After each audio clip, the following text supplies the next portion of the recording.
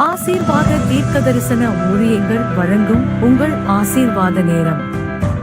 ஆண்டவரும் இரட்சகருமாய் இருக்கிற இயேசு கிறிஸ்துவின் நாமத்தில் உங்கள் யாவருக்கும் அன்பின் வாழ்த்துக்கள். இந்த பெண்கள் தினம் முன்னிட்டு உங்களோடு கூட ஆண்டோடைய வார்த்தைகளை பகிர்ந்து கொள்வதில் சந்தோஷம். லூக்கா 10வது அதிகாரம் 39 முதல் 42 வரை. மாத்தாளோ பற்பல வேலைகளை செய்வதில் மிகவும் வருத்தம் அடைந்து அவரிடத்தில் வந்து, ஆண்டவரே, நான் தனியே வேலை செய்யும்படி என் சகோதரி என்னை விட்டு வந்திருக்கிறதை குறித்து உமக்கு கவலை இல்லையா? எனக்கு உதவி செய்யும்படி அவளுக்கு சொல்லும் என்றாள். இயேசு அவளுக்கு பிரதியுத்தரமாக, மாத்தாளே மாத்தாளே, நீ அநேக காரியங்களை குறித்து கவலைப்பட்டு கலங்குகிறாய். தேவையானது ஒன்றே. மரியாள் தன்னை விட்டு எடுபடாத நல்ல பங்கை தெரிந்து கொண்டாள் என்றார். இந்த வார்த்தையின் மூலமாக கர்த்தர் உங்களோடு கூட பேசுவாராக. இன்றைக்கும் நாம் அநேக பெண்மணிகள் இப்படிதான் அநேக காரியங்களினாலே, வீட்டு வேலைகளினாலே, தனிமையாய் பல வேலைகள் பல அலுவல்களை செய்வதனால மிகவும் கவலைப்பட்டு கலங்குகிறவர்களாய் நீங்கள் இருக்கிறதை எடுத்துக்கொள்ள முடியும். ஒவ்வொருவருக்கும் அப்படித்தான். வீட்டு வேலைகள் என்று சொல்லும் பொழுது தனியே செய்வதென்றால் மிகவும் கடினமாகத்தான் இருக்கும். ஆதலால் தான் அந்த மாத்தாள் இயேசுவானவரிடம் வந்து, நீ மரியாளிடம் எனக்கு உதவி செய்யும்படி சொல்லும் என்று சொல்லி. இன்றைக்கும் அப்படித்தான். நாம் உதவிகளுக்காக ஆண்டவரிடத்திலே, ஆண்டவரே, இன்னார் எங்களுக்கு உதவி செய்ய வேண்டும், உமக்கு கவலை இல்லையா? நாங்கள் தனியே எத்தனை பாரங்களை சுமந்து செய்ய வேண்டியதாக இருக்கிறது என்று சொல்லி அநேக இயேசுவிடத்துல முறையிடுவது உண்டு, குறை கூறுவது உண்டு. மாத்தாள் அப்படி கவலைப்பட்டு கலங்குகிறவளா இருந்தாலும் மரியாளுக்கோ வசனத்தை கேட்பதில ஆசை. அவள் தன்னுடைய வழக்கமாய் அவள் செய்து வந்திருப்பாள். ஆதலால் தான் அவள் வசனத்தை கேட்டு கொண்டிருந்தாள் என்று சொல்லி பார்க்கிறோம். இயேசு பதிலுக்கு சொல்லுகிறார், தேவையானது ஒன்றே. மரியாள் தன்னை விட்டு எடுபடாத நல்ல பங்கை தெரிந்து கொண்டாள். கர்த்தருடைய சமூகம், பரிபூரண ஆனந்தம், நித்திய பேரின்பம், ஆண்டவருடைய பாதத்துல காத்திருப்பது ஒவ்வொருவரும் வழக்கமாக்கிக் கொள்ள வேண்டியது அவசியம். ஜெபம் என்பது மிகவும் தேவையான ஒன்று. தனிப்பட்ட ஜெப வாழ்க்கை இல்லாமல் அல்லது வசனத்தை தியானிக்காமல் அவருடைய பாதத்தில் அமருகிற அனுபவம் இல்லாமல் ஒரு நாளும் நாம் ஆரம்பிக்க கூடாது. ஒவ்வொரு வேலைகளையும் செய்வதற்கு முன்பதாக ஆண்டவருக்கு முதலிடம் கொடுக்க வேண்டும், முக்கியத்துவம் கொடுக்க வேண்டும். முதலாவது தேவனுடைய ராஜ்யத்தையும் நீதியை தேடுங்கள், அப்பொழுது எல்லாமே கூட கொடுக்கப்படும் என்று சொல்லி இருக்கிறார் அல்லவா? பாரமான யாவற்றையும் சுற்றி நெருக்குகிறது. பல பிரச்சனைகள் இருக்கலாம், பல பாரங்கள் இருக்கலாம். ஆனா ஒவ்வொரு பிரச்சனையும் அந்த நாளை ஆரம்பிப்பதற்கு முன்பதாக ஆண்டவருடைய பாதத்திலே வந்து நாம் ஒவ்வொன்றையும் கவலைப்படாமல் அவரிடத்துல தெரியப்படுத்தி இருப்போம் என்றால் அந்த நாளில் முழுவதும் வெற்றியாக இருக்கும். அடுத்து ஒரு கானானிய ஸ்திரீயை குறித்து படிக்கிறோம்.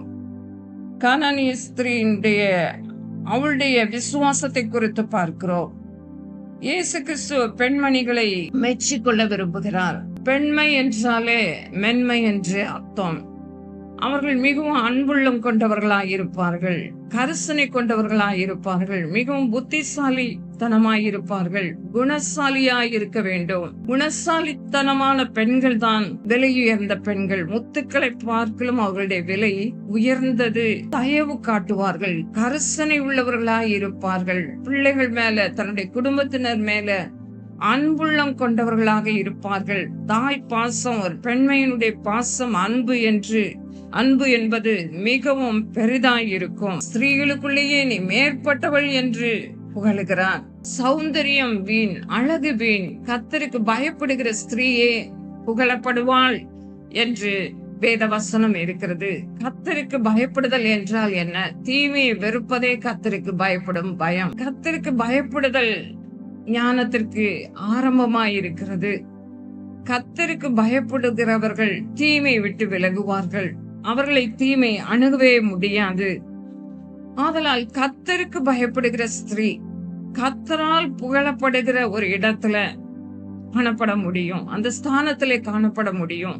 நீங்களும் கர்த்தருக்கு பயந்து நடக்க அந்த மரியாதைக்குரிய பயபக்தி உங்களுடைய வீட்டிலே காணப்பட வேண்டும். உங்கள் பிள்ளைகள் உங்களை எழும்பி பாக்கியவதி என்று சொல்லுகிறார்களா? ஆசீர்வதிக்கப்பட்ட இடத்தில் தான் நீங்கள் இருக்கிறீர்களா? சற்று சோதித்து பாருங்கள். மேலும் மத்தேயு 15ஆம் அதிகாரம் 22 முதல் 28 பார்க்கும் பொழுது ஒரு கானானிய ஸ்திரீயை குறித்து பார்க்கிறோம். இயேசு கிறிஸ்து அந்த இடத்துல கானானிய ஸ்திரீயுடைய விசுவாசத்தை பாராட்டும்படியாக, ஸ்திரீயே உன் விசுவாசம் பெரியது, நீ விரும்புகிறபடி உனக்காக கடவது என்று சொல்லி மத்தேயு 15:28 வசனத்துல வாசிக்கிறோம். அப்படி சொன்ன பொழுதே அந்நேரமே அவள் மகள் ஆரோக்கியமானாள் என்று சொல்லி பார்க்கிறோம். அவள் மகள் பிசாசினால் கொடிய வேதனைப்பட்டாள். தாவீதின் குமாரனே எனக்கு இரங்கும், என் பிள்ளைக்கு இரங்கும், கொடிய வேதனைப்படுகிறாள் என்று சொல்லி முதலாவது கூப்பிட்டாள். பிரதியுத்தரமாக அவளுக்கு அவர் ஒரு வார்த்தை கூட சொல்லவில்லை. அவள் மேலும் மேலும் பின்தொடர்ந்து கூப்பிட்டு கொண்டே நிற்கிறாள். சீஷர்களோ இவளை அனுப்பிவிடும் ஆண்டவரே என்று வேண்டிக் கொண்டார்கள். இயேசு பின்புதான் பேச ஆரம்பிக்கிறார். காணாமல் போன வீடுகளாகிய இஸ்ரவேல் வீட்டாரிடத்திற்கு நான் அனுப்பப்பட்டேனே அன்றி மற்றபடி அல்ல என்று சொல்லுகிறாள். மேலும் அந்த பெண் பேசுகிறாள், ஆண்டவரே எனக்கு உதவி செய்ய வேண்டும் என்று சொல்லி அவரை பணிந்து கொண்டாள் என்று பார்க்கிறோம். முதலாவது இயேசு ஒரு வார்த்தை கூட சொல்லவில்லை, பின்தொடர்ந்து கூப்பிடுகிறாள். பின்பு நான் இஸ்ரவேல் வீட்டாரிடத்திற்கு தான் அனுப்பப்பட்டேன் என்று சொல்லிவிட்டு அவர் இருக்கும் பொழுது, அமைதியாய் இருக்கும் பொழுது, எனக்கு உதவி செய்யும் ஆண்டவரே என்று அவள் பணிந்து கொண்டதை பார்க்கிறோம். இயேசுவின் பாதத்துல பெண்களாகிய ஒவ்வொருவரும் பாதத்துல அமருகிற அனுபவம் தேவை. நல்ல பங்கை தெரிந்து கொள்ளுகிற அனுபவம் தேவை. மேலும் பாதத்தில் பணிந்து கொள்ளுகிற அனுபவம், இது துதிக்கிற அனுபவமாய் இருக்கிறது. ஆராதிக்கிற அனுபவம், கர்த்தரை ஸ்தோத்திரத்தினாலே மகிமைப்படுத்துகிற அனுபவம் ஒவ்வொரு பெண்மணிக்கும் தேவை. இன்றைக்கு பெண்கள் அநேகர் முறுமுறுக்கிறது உண்டு, குறைகளை சொல்ல ஆரம்பிப்பது உண்டு, தேவைகளை சொல்ல ஆரம்பிப்பது உண்டு. ஒவ்வொரு நாளும் ஆரம்பிக்கும் பொழுது பிரச்சனைகளையே பார்த்து விடுவது உண்டு. அப்படி அல்ல. இயேசுவானவருடைய முகத்தை பார்க்கும் பொழுது, பரிசுத்த ஆவியானவருடைய முகத்தை பார்த்து அவருடைய கைடன்ஸை கேட்கும் பொழுது, அவருடைய உதவியை கேட்கும் பொழுது, அவரை பணிந்து கொள்ளும் பொழுது, ஆவியோடு உண்மையோடு அவரை தொழுது கொள்ளும் பொழுது அவர் உங்கள் மேலே பிரியமாய் இருப்பார். அப்படிப்பட்ட காலம், எங்கும் தொழுது கொள்ளுகிற காலம், ஆவியோடு உண்மையோடும் அவரை தொழுது கொள்ள வேண்டும் என்று விரும்புகிறார். பின்புதான் அவளை நோக்கி அவர் பேச ஆரம்பிக்கிறார். கர்த்தர் உங்களோடு பேச வேண்டும் என்றால் நீங்கள் அவருடைய பாதத்துல வழக்கமாய் செபிக்கிற அனுபவம் இருக்க வேண்டும். அந்த ஹேபிட்டை நீங்க உடையவர்களாய் இருக்கணும். அது ரெகுலராய் நீங்க கீப் பண்ண முடியும் என்று நான் சொல்லுகிறேன். மேலும் பணிந்து கொள்ளுகிற அனுபவம், அதற்கு பிறகு பிள்ளைகளின் அப்பத்தை எடுத்து நாய்க்குட்டிகளுக்கு போடுகிறது நல்லது அல்ல. அதற்கு அவள் மேலும் பேசுகிறாள், மெய்தான் ஆண்டவரே, ஆனாலும் நாய்க்குட்டிகள் தங்கள் எஜமான்களின் மேஜையில் இருந்து விழும் துணிக்கைகளை தின்னுமே என்றாள். இயேசு அவளுக்கு பிரதியுத்தரமாக, ஸ்திரீயே உன் விசுவாசம் பெரியது, நீ விரும்புகிறபடி உனக்காக கடவது என்றார். இந்த பகுதியிலிருந்து நான் உங்களுக்கு சுட்டிக்காட்ட விரும்புகிற காரியம் என்னவென்றால், அந்த கானானிய ஸ்திரீ தன்னை தாழ்த்தி, அது எனக்கு நீ தருவீர் என்று விசுவாசத்துடன் அவள் சொன்னதை பார்க்கிறோம். மிகவும் ஞானமுள்ள ஒரு பெண்மணியா இருந்ததை பார்க்கிறோம். இயேசுவானவர் எனக்கு கேட்கவில்லை, சீஷர்களும் அதட்டுகிறார்கள் என்று சொல்லி ஒரு தாழ்வு எண்ணம் அவளுக்கு வரவே இல்லை. அவள் அதை பார்க்கவில்லை. இயேசுவின் மேல விசுவாசம் வைத்திருந்தாள். அப்பொழுதே அந்நேரமே அவள் மகள் சொஸ்தமானாள் என்று சொல்லி பார்க்கிறோம். உங்களுக்குள்ள என்ன இருக்கிறது நீங்க சோதித்து பாருங்க. கர்த்தருக்கு பிரியமானது இன்னதென்று சோதித்து பாருங்க. அவருக்கு பயந்து நடக்கிறீர்களா? அவர் மேல அன்பாய் இருக்கிறீர்களா?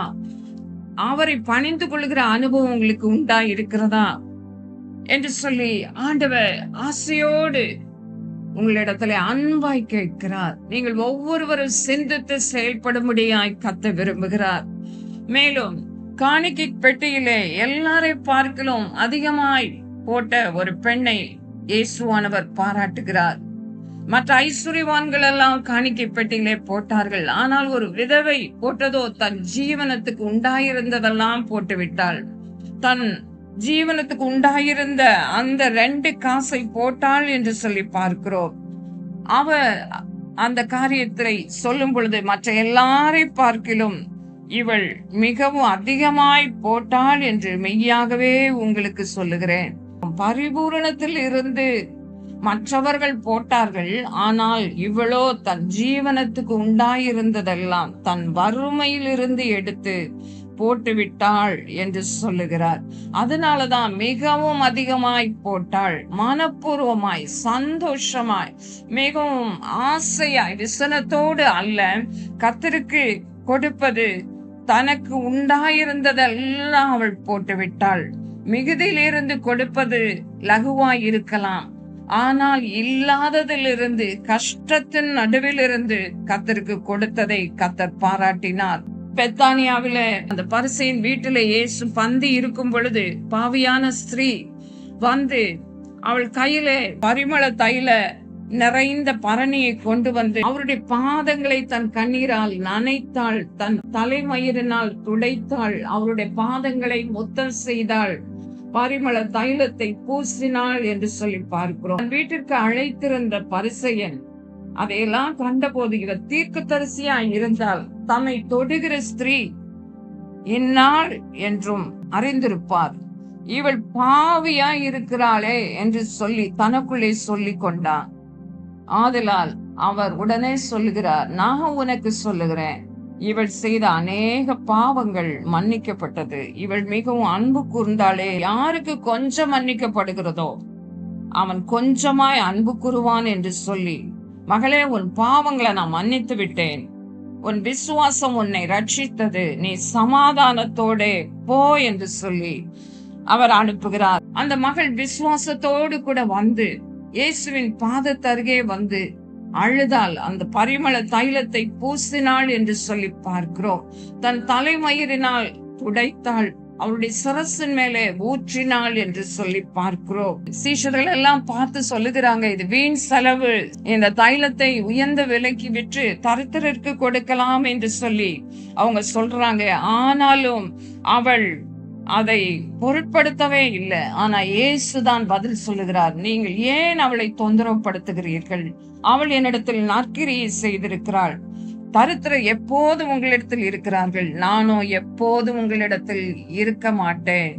இந்த செய்கை என்னுடைய சரீரத்தை அடக்கம் பண்ணுவதற்கு எத்தனமான செய்கையாக இவள் செய்தாள், என்னிடத்தில் நற்கிரியை செய்தாள் என்று சொல்லி இந்த சுவிசேஷம் எங்கெங்கே உலகத்திலே பிரசங்கிக்கப்படுமோ அங்கங்கே இவள் செய்ததெல்லாம் நினைக்கப்படும், நினைவு கூறுதலாக நினைப்பதற்காக இவள் செய்ததும் சொல்லப்படும் என்று சொல்லி, மெய்யாகவே மெய்யாகவே உங்களுக்கு சொல்லுகிறேன் என்று சொல்லி மத்தேயு 26:12-13 வசனங்கள்ல நாம் வாசிக்கிறோம். மேலும் வழக்கமாய் ஜெபம் பண்ணுகிற இடத்துல லீதியாள் என்ற ஒரு ஸ்திரீ ஜெபம் பண்ணுகிற இடத்திலே வந்தாள் என்று சொல்லி பார்க்கிறோம். அவள் நன்றாய் வியாபாரம் பண்ணுகிற இரத்தாம்பரம் விற்கிற ஒரு பெண்மணியாய் இருந்தாள்.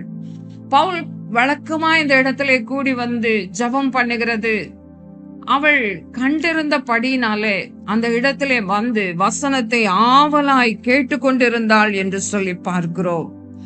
அவள் இரத்தாம்பரம் விற்கிறவள் தான், அந்த ஊராள் தான். ஆனாலும் பவுல் சொல்லியவைகளை கவனிக்கும்படி கர்த்தர் அவள் இருதயத்தை திறந்தருளினார். அவளும் அவள் வீட்டார் அனைவரும் ஞானஸ்நானம் பெற்றார்கள். அவர்களை நோக்கி, நீங்கள் என்னை கர்த்தரிடத்தில் விசுவாசம் உள்ளவர்கள் என்று எண்ணுங்கள், என் வீட்டிலே வந்து தங்கியிருங்கள் என்று அவர்களை வருந்தி கேட்டுக்கொண்டதை பார்க்கிறோம். பாவியான ஸ்திரீ இயேசுவின் மேல உண்மையாக மெய் மனஸ்தாபத்தோடு கண்ணீரை அவருடைய பாதத்துல ஊற்றி விட்டதை பார்க்கிறோம். உடைத்து ஊற்றினாள் என்று மார்க் 14வது அதிகாரத்துல சொல்லப்பட்டிருக்கிறது. உடைத்து ஊற்றுகிற ஒரு அனுபவம். அவள் அந்த வெள்ளைக்கல் பரணியை, நளதம் என்கிற விலை உயர்ந்த அந்த தைலத்தை அவள் முழுவதும் உடைத்து, அந்த பரணியை உடைத்து ஊற்றினாள் என்று சொல்லி பார்க்கிறோம். இன்றைக்கு உடைத்து ஊற்றுகிறவர்கள் பெண்களாய் இருக்கிறார்கள். யார் யார் தங்களுடைய உள்ளத்தை உடைத்து மனம் திறந்து ஊற்றுகிறார்களோ, தேவனுடைய பாதத்திலே தங்களுடைய கண்ணீரை சிந்துகிறார்களோ, மெய் மனஸ்தாபத்தோடு, பாவ பாரம் தோடு காணப்பட முடியாது, பாவ பாரம் இருக்கும் என்றால் அவர்கள் முகம் குப்புற விழுந்து மெய்யாகவே தேவன் என்று சொல்லி பணிந்து கொள்ள வேண்டும். மெய்யாகவே அவருடைய பாதத்துல அமர வேண்டும். பாதத்துல அமர்ந்து வசனத்தை தியானிக்க வேண்டும். அவருடைய பாதத்துல அவளுக்குள்ளே மெய் மனஸ்தாபத்தின் கண்ணீர் வந்ததை பார்க்கிறோம். அதனாலதான் இயேசு கிறிஸ்து கண்டறிந்தார். இந்த பாவங்களை எல்லாம் மன்னித்து விட்டேன் மகளே என்று சொல்லி, மிகவும் நீ அன்பு கூர்ந்தாய் என்று சொல்லி, உன் விசுவாசம்தான் உன்னை ரட்சித்தது. விசுவாசத்தோடு அவள் அந்த இடத்துல இருந்ததை பார்க்கிறோம். மற்றவங்க தடை பண்ணினாலும், அந்த பரிசேயன் பாவியான ஸ்திரீ என்று உள்ளத்திலே சொல்லிக் கொண்டிருந்தாலும், இவர் தீர்க்கதரிசியா இருக்கிறார், இந்த பாவியான ஸ்திரீயை அறிந்து இவர் இருக்கிறாரோ இல்லையோ என்று சொல்லி சந்தேகத்தோடு அந்த பரிசேயன் நினைத்து கொண்டிருந்தான். தன்னை தொடுகிற ஸ்திரீ இன்னார் என்று இவர் அறிந்திருக்க வேண்டுமே, ஒரு தீர்க்கதரிசியா இருந்தால். ஆனால் இயேசுவானவர் எல்லாவற்றையும் அறிந்து வைத்திருந்தார். அந்த மகளுடைய எல்லா விவரங்களையும் அவர் அறிந்திருந்தார். ஆனாலும் பாவி என்று தள்ளவில்லை. இன்றைக்கும் இயேசுவானவர் யாரையும் பாவி என்று சொல்லி புறம்பே தள்ளுகிற தேவன் அல்ல. வருத்தப்பட்டு பாரம் சுமக்கிறவர்களே, நீங்கள் எல்லாரும் என்னிடத்துல வாருங்கள், நான் உங்களுக்கு இளைப்பாறுதல் தருவேன் என்கிறார். இளைத்தவனை இளைப்பாற பண்ணத்தக்க இளைப்பாறுதல் பரிசுத்தாவியானவருடைய அபிஷேகம். ஒரு நாளிலே ஆண்டவர் என்னை சந்தித்தார். இது போல ஆண்டவர் மிகவும் அன்பு கூறுகிறேன் மகளே, உன் பாவங்களை எல்லாம் மன்னித்து விட்டேன், உன்னை நான் ரட்சித்து விட்டேன், உனக்கு சமாதானத்தை கொடுத்து விட்டேன் என்று சொல்லி பாவ பாரத்தை என்னை விட்டு அகற்றினார். எல்லா கசப்பையும் என்னை விட்டு எடுத்து போட்டார். என்னை பரிசுத்த ஆவியானவர் முற்றிலுமாக அபிஷேகம் பண்ணினார். அந்த அபிஷேகம் நிரம்பி வழிகிற அபிஷேகமாய் இருந்தது. அது பரிசுத்தாவியினால் உண்டானதான சந்தோஷம், சமாதானம் மிகவும் பெரிதாயிருந்தது. அந்த சந்தோஷம், சமாதானம் பாவ மன்னிப்பின் சந்தோஷம் மட்டும் அல்ல, அது பரிசுத்தாவியினால் உண்டான நிரந்தர சந்தோஷமாய் இன்றைக்கு இயேசுவானவர் எனக்குள்ளே வாசம் பண்ணுகிறார். இந்த இயேசு கிறிஸ்து உங்களுக்குள்ளும் வர விரும்புகிறார். ஆண்டவர் இப்பொழுதும் எடுபடாத ஒரு நல்ல பங்கை கொடுத்து உங்களை ஆசீர்வதிக்க போகிறார். கர்த்தரிடத்துல ஒப்பு கொடுங்க. இப்பொழுதே ஆண்டவர் உங்கள் விசுவாசத்தை பார்க்கிறார். நீங்கள் அவருடைய பாதத்துல வந்திருக்கிறத அவர் பார்க்கிறார். யார் யார் அவருடைய பாதம் ஒன்றே போதும் என்று சொல்லி வந்திருக்கிறீர்களோ, கர்த்தர் மேல உன் பாரத்தை வைத்து விடு. மகளே, என் மேல உன் பாரத்தை வைத்து விடு. நான் உனக்காக எல்லா பாவங்களையும் சாபங்களையும் ஏற்றுக்கொண்டேன். உனக்காக ரத்தம் சிந்தி மறுத்தேன். உனக்காக எல்லாவற்றையும் நான் செய்ய வல்லவராயிருக்கிறேன். நான் உன்னை குணமாக்க வல்லவராயிருக்கிறேன் என்கிறார். அன்று பேதுருவின் மாமியை காய்ச்சலாய் ஜுரமாயிருந்த அந்த காரியத்தை பார்க்கும் பொழுது அந்த நேரத்திலேயே அற்புதம் நடந்தது. இன்றைக்கும் நீங்கள் அவருக்கு பணிவிடை செய்ய வேண்டியவர்கள். உங்கள் நோயை அவர் போக்க போகிறார். இப்பொழுதே நீங்க விசுவாசியுங்க. பிசாசின் பிடியில உபத்திரவத்திலே கஷ்டப்படுகிறீர்களா? இப்பொழுது அவரை நோக்கி கூப்பிடுங்கள். நான் அவரை அறியவில்லையே, அவர் என்னுடைய ஜெபத்தை கேட்பாரா என்று சொல்லி நீங்கள் சந்தேகப்படக்கூடாது. இப்பொழுதும் இயேசுவின் நாமத்தினால இப்பொழுதே ஒவ்வொருவருக்குள்ள விசுவாச ஆவி வருவதாக, சந்தேகத்தின் ஆவி மறைவதாக. இயேசுவின் நாமத்தினால பிசாசின் கிரியைகள் ஒளிந்து போக கடவுது என்று கட்டளை கொடுக்கிறோம். இயேசுவின் நாமத்தினாலே அந்தகார கிரியைகளை கடிந்து கொண்டு இப்பொழுதே இப்பொழுதே யார் யார் தடை பண்ணுகிறார்களோ அவளுடைய குடும்பத்துல எத்தனை பேர் எதிராக இருந்தாலும் கூட, மகளே நான் உன்னை பார்க்கிறேன், உனக்கு எதிர்ப்பு சொல்லுகிறவர்கள் இருக்கிறார்கள், நீ பயப்படாதே, ஒருவனும் உனக்கு தீங்கு செய்யும்படிக்கு உன்மேல் கை போடுவது இல்லை, உன்மேல் கை போடுவது இல்லை. ஓ நீ இப்பொழுது இப்பொழுது ஓ இப்பொழுது நீ என்னிடத்துல வந்திருக்கிற படியினால நீ ஒரு நல்ல ஆசீர்வாதத்தை தெரிந்து கொண்டாய். என் வார்த்தைகளை நீ கேட்டாய். என் வார்த்தைகள் உன்னை ஆசீர்வதிக்கிற வார்த்தைகள். நீ ஆசீர்வதிக்கப்பட்டவளாய் இருக்க வேண்டும் என்பதே என்னுடைய சித்தமாய் இருக்கிறது. நான் உன்னோடு கூட இருக்கிறதை நீ அறிந்து கொள்ளுவாய், அறிந்து கொள்ளுவாய். நீ கிருபை பெற்றவளாய் இருப்பாய். ஓ நான் உன்னை ஆசீர்வதித்து நான் உயர்த்த விரும்புகிறேன். நீ எல்லாரை பார்க்கலும் சிறந்திருக்கும் படிக்கு நான் விரும்புகிற கர்த்தர், நான் விரும்புகிற கர்த்தர். நான் உன்னை உற்சாகப்படுத்த விரும்புகிறேன், நான் உன்னை உற்சாகப்படுத்த விரும்புகிறேன். உற்சாகம் நிறைந்த வார்த்தைகளை கொடுத்து உன்னோடு இடைப்பட்டு கொண்டு இருக்கிறேன் என்று சொல்லுகிறார். புத்தியுள்ள அந்த ஸ்கில்ஃபுல் விஸ்டம் கொடுத்து கர்த்தர் உங்களை இப்பொழுதே பலமாய் நிரப்பி கொண்டிருக்கிறார். உங்களுடைய பாவங்களை மன்னித்து உங்களுக்கு இரக்கம் செய்கிறார், உங்களை அபிஷேகிக்கிறார். இப்பொழுது அபிஷேகத்தை பெற்றுக்கொள்ளுங்க. யார் யார் உம்மை நோக்கி கூப்பிடுகிறார்களோ அணிந்து கொள்ள விரும்பி இப்பொழுதும் ஆசையாய் உடைய பாதத்துல அமர்ந்திருக்கிற ஒவ்வொருவரை நீ தொடுவீராக, ஒவ்வொருவரை தொடுவீராக. ஓ இந்த நாளில ஓ நீங்கள் விசேஷித்த நாள் என்று நீங்க இப்பொழுதும் நினைத்து இப்பொழுது கர்த்தரை துதியுங்க.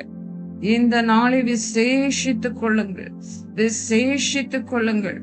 கர்த்தர் ஆமானையும் அவனுடைய துஷ்டமான செயல்களையும் சத்ருவின் சகல கிரியைகளை அழித்து போட்ட நாள் யூதர்களுக்கு அன்று கொண்டாட்டத்தின் நாளாய் மாறினது, சந்தோஷத்தின் நாளாய் மாறினது, இளைப்பாற பண்ணின நாள் அது.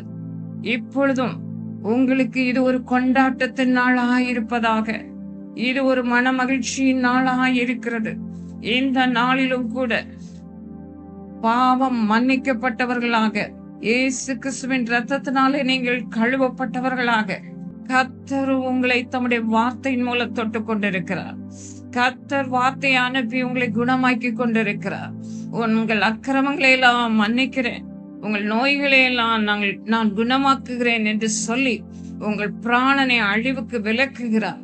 உங்களை நன்மையினால் கிருபையினால் இரக்கங்களினால் முடிசூட்டுகிறேன் என்று சொல்லுகிறார். இப்பொழுது நன்மையின் கிருபையின் இரக்கங்களை பெற்றுக்கொள்ளுங்க, பெற்றுக்கொள்ளுங்க. விசுவாசத்தோடு பெற்றுக்கொள்ளுங்க, பெற்றுக்கொள்ளுங்க. கலக்கத்தோடு நீ இருக்கிறாய் மகளாய், உன் கலக்கத்தை நான் எடுத்து போடுகிறேன். நீ பற்பல காரியங்களை குறித்து எப்பொழுது பார்த்தாலும் கவலைப்படுகிறதுனாலே நீ எப்படி ஒன்றை கூட்ட முடியும்? எப்படி ஆசீர்வாதங்களின் மேல் ஆசீர்வாதத்தை நீ பெற்றுக்கொள்ள முடியும்? உன் கவலைகளை விட்டுவிடு. ஒன்றை குறித்து கவலைப்படாதே, யாரை குறித்து நீ கவலைப்படாதே. பற்பல தேவைகள் இருக்கிறதுனால நீ கவலையோடு இருக்கிறாய். அதனால நீ எப்படி ஆசீர்வதிக்கப்பட முடியும்? உன் கவலைகளை பார்க்கிறேன், அது ஒரு பாவம். நீ என்னிடத்திலே வந்துவிடு. உன் சந்தேகத்தை நான் எடுத்து போடுகிறேன், உன் கவலையை நான் எடுத்து போடுகிறேன் என்று சொல்கிறார். உன் கசப்பை நான் நீக்கி போடுகிறேன் என்று சொல்கிறார். அந்த மாறாள் நகோமியினுடைய அந்த கசப்பு அவளுக்கு வந்தது, ஆனால் அவளுடைய பெயரே இனிமையானவள் என்று அர்த்தம். அது போல உங்களை இப்பொழுது இனிமையானவர்களாக மாற்றுவேன் என்கிறார். ஓ உங்கள் துக்கம் யாவும் மாறும், சந்தோஷமா இன்றைக்கே மாறுகிறது, என்றைக்கு மாறுகிறது. இப்பொழுதே கர்த்தர் பிசாசின் இன்னும் பிசாசின் வல்லமையிலே அகப்பட்ட அநேகரை கர்த்தர் தொட்டு விடுவித்துக் கொண்டிருக்கிறார். கர்த்தருடைய பலத்த அபிஷேகம் உங்களுடைய வீட்டிலே இறங்கி கொண்டிருக்கிறது. உங்கள் வீட்டிலே அவர் வந்திருக்கிறார், உங்கள் அருகாமையிலே வந்து நிற்கிறார். பிசாசின் பிடியிலே அகப்பட்ட ஒவ்வொருவரும் உங்களுடைய மனதிலே நீங்க உபாதைக்குள்ளாகி தள்ளப்பட்டு உங்களுடைய மன குழப்பத்திலே அகப்பட்டு காணப்படுகிறீர்கள். உங்களுடைய மனம் அலக்களித்து கொண்டிருக்கிறது. ஓ தேங்க்யூ லார்ட், தேங்க்யூ லார்ட். உங்களுடைய மனம் யாருடைய மனமோ இப்பொழுதோ உங்களுடைய மனம் எங்கெல்லாமோ சுற்றி கொண்டு வருகிறது. அநேக வாலிப பெண்களை கத்து காண்பிக்கிறார். நீங்க பிறகோ உங்களுடைய மனதை அலைவதற்கு விட்டு விட்டீங்க. அது பிசாசுடைய செயல், பிசாசுடைய செயல். பிசாசுக்கு நீ இடம் கொடுக்காதே மகளே, பிசாசுக்கு இடம் கொடுக்காதே. பிசாசுக்கு இடம் கொடுக்காதே. நீ தீங்கு நாட்கள் வராததற்கு முன்பதாக நீ என்னை தேடு, என்னை நினைக்க வேண்டியவள். என்னிடத்திலிருந்து ஆசீர்வாதத்தை பெற்றுக்கொள்ள வேண்டியவள். நீ ஆசீர்வாதமாயிருப்பாய், நீ ஆசீர்வாதமாயிருப்பாய். கிருபை பெற்றுக்கொள், இப்பொழுதே கிருபையை பெற்றுக்கொள். ரட்சிக்கிற கிருபை உன்னை நோக்கி வந்து கொண்டிருக்கிறது. ஆண்டவர் அநேகரை அபிஷேகித்துக் கொண்டிருக்கிறத நான் பார்க்கிறேன். பரிசுத்தாவின் அபிஷேகத்தை தாகத்தோடு விசுவாசத்தோடு கேட்டு பெற்றுக் கொள்ளுங்க. கர்த்தர் தம்முடைய ஆவியினால் உங்களை நிரப்பி கொண்டிருக்கிறார். மகா பெரிய தீர்க்க தரிசியானவன் நம் நடுவிலே உலாவிக் கொண்டிருக்கிறார். உங்கள் நடுவிலே இருக்கிறார், உங்கள் நடுவிலே வந்திருக்கிறார். அவர் உங்கள் உள்ளே திரியங்களை ஆராய்ந்து பார்க்கிறார். உங்களுடைய எதிர்காலத்தை நான் நன்கு அறிந்து வைத்திருக்கிறேன் மகளே, வாலிப தம்பியே, வாலிப பிள்ளைகளே என்று சொல்லி ஆண்டவர் சொல்லுகிறார். பெண்களே, உங்களுடைய குடும்பத்திலே பிள்ளைகள் இருக்கிறார்கள் அல்லவா? அந்த பிள்ளைகளுடைய சமாதானம் பெரிதாக இருக்கும். நான் அவர்களுக்கு வழிகளை போதிப்பேன், நான் தெரிந்து கொள்ளும் வழியை காட்டுவேன் என்று சொல்லுகிறார்.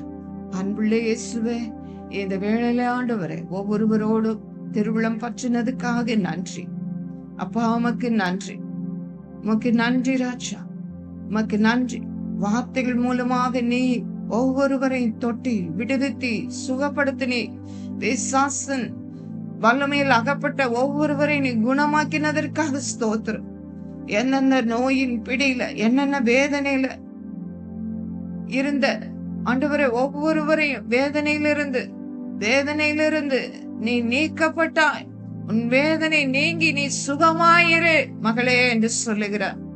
உன் பலவீனத்து நின்று நீ விடுதலையாக்கப்பட்ட, நீ சமாதானத்தோட இரு. நீ விசுவாசத்தோடு நீ மகிமையை இன்னும் தொடர்ந்து காண்பாய். இயேசு கிறிஸ்துவின் இன்ப நாமத்தில் வேண்டிக் கொள்கிறோம் நல்ல பிதாவே, ஆமென். இந்த நிகழ்ச்சியின் மூலமாக நிச்சயமாக ஆசீர்வாதத்தை பெற்றிருப்பீர்கள். உங்கள் சாட்சிகளை மறக்காமல் எங்களுக்கு தெரியப்படுத்துங்கள். ஜெபம் மற்றும் ஆலோசனைக்கு 9362772311 என்ற எண்ணில் தொடர்பு கொள்ளுங்கள்.